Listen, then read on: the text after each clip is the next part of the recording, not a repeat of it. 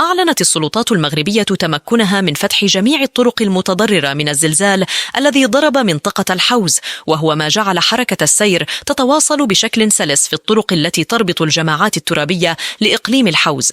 وبحسب أرقام رسمية للمديرية الإقليمية للتجهيز والنقل واللوجستيك بالحوز، فقد تم فتح 233 كيلومتر من الطرق المتضررة من الزلزال في إقليم الحوز. وبذلت السلطات المغربية بكافة أطيافها مجهودات كبيرة بهدف تسهيل حركة السير لتجاوز التحديات المطروحة على مستوى نقل البضائع والمساعدات التضامنية إلى المتضررين من الزلزال، وجعل المسارات الطرقية تعرف انسيابية في حركتها. دأت جماعة إيجيل في تسجيل تقدم في التعافي بعد الزلزال الذي ضرب العديد من المناطق المغربية يوم 8 سبتمبر الجاري. وبدأت هذه الجماعة الجبلية الصغيرة التي تعتبر بؤرة الهزة الأرضية تطوي صفحة الكارثة وتنظر إلى المستقبل بعزم. تمكنت الساكنة المتضررة في هذه المنطقة من استعادة حياتها الطبيعية بفضل الإجراءات الفعالة التي اتخذت بسرعة وفقاً للتوجيهات الملكية. وفي الوقت الذي تعمل فيه السلطات على تقدير الأضرار في المباني المتضررة في مختلف الجماعات المتأثرة، تستمر المساعدات الاجتماعية والطبية للأشخاص الذين فقدوا منازلهم جزئياً أو كلياً.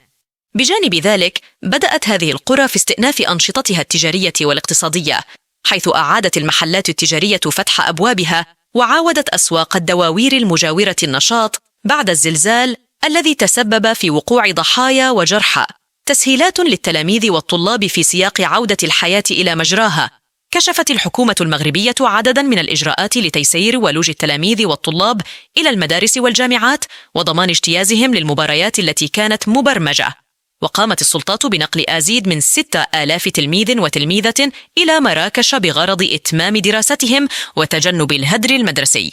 كما تم تخصيص قاعة مغطاة وعدد من الداخليات من أجل إيواء التلاميذ القادمين من المناطق المتضررة من الزلزال.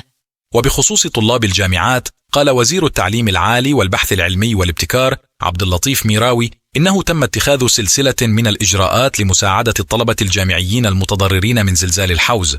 وأوضح المسؤول الحكومي خلال ندوة صحفية تم تخصيصها لمراجعة مستجدات العام الجامعي الجديد 2023-2024 أنه تم إصدار مذكرة وزارية بالتشاور مع رؤساء الجامعات.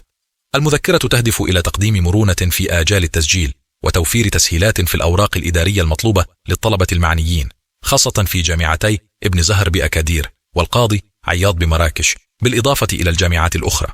كما تم منح الأسبقية للطلبة المنحدرين من المناطق المتضررة للاستفادة من المنح الجامعية وخدمات الإيواء والمطاعم بالتعاون مع المكتب الوطني للأعمال الجامعية الاجتماعية والثقافية لتقديم الدعم والمساعدة اللازمة بشكل جهوي لهؤلاء الطلبة فيما يتعلق بظروف الإقامة.